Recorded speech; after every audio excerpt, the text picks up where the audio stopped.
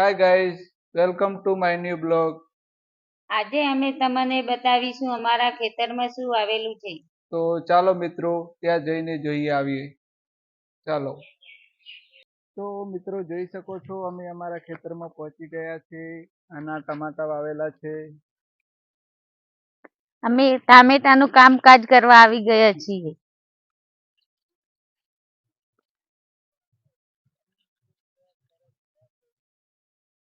તો મિત્રો તમે જોઈ શકો છો ટમાટા પાકી ગયા છે. આજે તો ઘણા બધા ટમેટા પાકી ગયા. જોઈ શકો છો મિત્રો.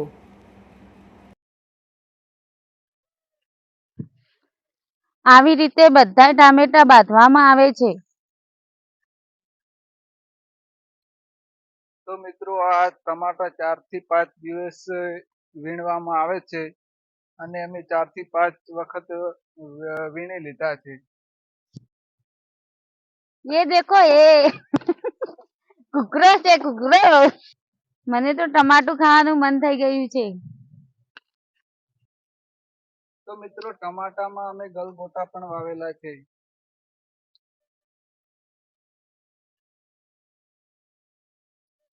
જોઈ શકો છો કેવડા મોટા મોટા થઈ ગયા છે ગલગોટા. દેખો હાઈટમાં કેટલા વધેલા છે.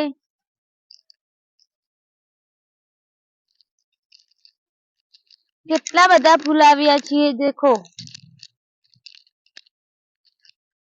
કેટલો સરસ મજાનો ફૂલ છે. મને તો બહુ જ ગમે છે.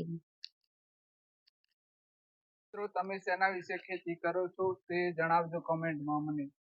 મને તો બહુ ફૂલ ગમે છે. મારે પણ ફૂલની હવે ખેતી કરવી છે. તો કેટલો સરસ મજાનો ફૂલ છે.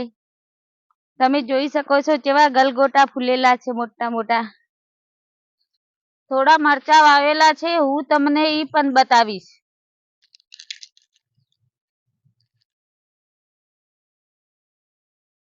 તમે જોઈ શકો છો આ મરચા કેવા આવેલા છે.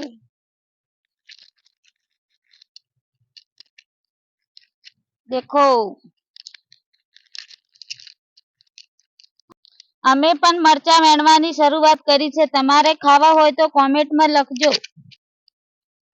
મિત્રો અને શું કહેવાય અમારે અહીં ફાંજ કહેવામાં આવે છે. ફાંજના મુઠિયા બહુ સરસ થાય. અમે પણ ફાંજ વેણીને જાવ તો ઘરે બનાવે છીએ. દેખો અમે મરચા વેણીને હવે ઘરે નીકળું છું.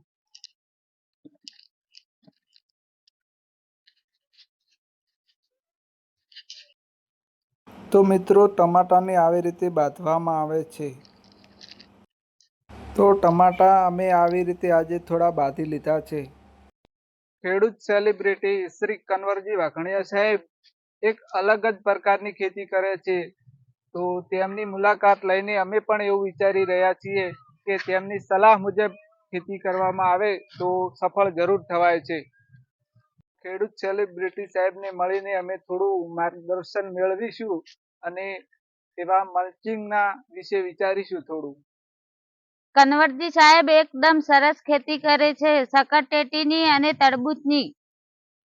કનવરજી સાહેબની પિનલ સીડની ચોળાફળી બહુ પ્રખ્યાત છે. તે પણ અમે વાવીશું. કેમ બેસી ગયા? ટમાટા બાંધીને થાકી ગયા છે. પાણી પીવાનું પણ ના. પી લો પાણી.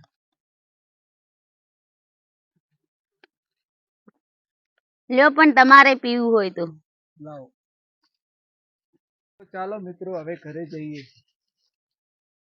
તો મિત્રો અમે ઘરે આવી ગયા છીએ. તો અમે તો ઘરે આવીને ટમાટાનો સલાડ બનાવી લીધો છે. તો મિત્રો આજનો બ્લોગ કેવો લાગ્યો એ કોમેન્ટમાં જણાવજો અને લાઈક કરજો. તો મળીએ મિત્રો નવા બ્લોગમાં. Thank you for watching.